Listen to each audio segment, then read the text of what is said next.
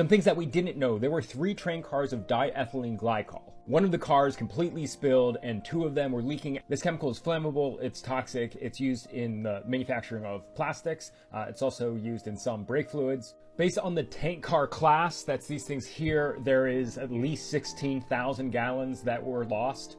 No definitive indication whether if it was burned or if it was just spilled. There's 1 car of polypropylene glycol that was breached. This is also a chemical that's used in the manufacturing of plastics.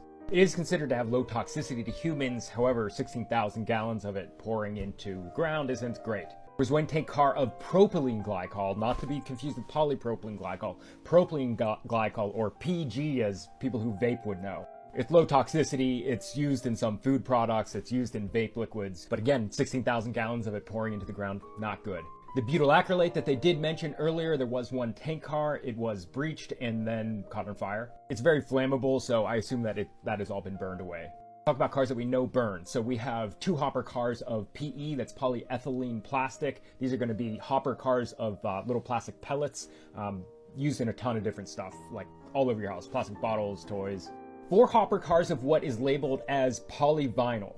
Hopper cars, so I'm assuming that this is PVC, polyvinyl chloride pellets. On the railroad, there's 1 burned, there's 1 burning, and 2 that had some amount burned. Toxic byproducts to the PVC burning, like the vinyl chloride burning itself. 1 car of balls burned, 1 car of sheet steel burned, 1 car of frozen veg, and then 1 car of powdered flakes. Not sure what the flakes are. List an unknown status for the ethylene glycol monobutyl and the ethyl hexylacrylate. Isobutylene was not breached.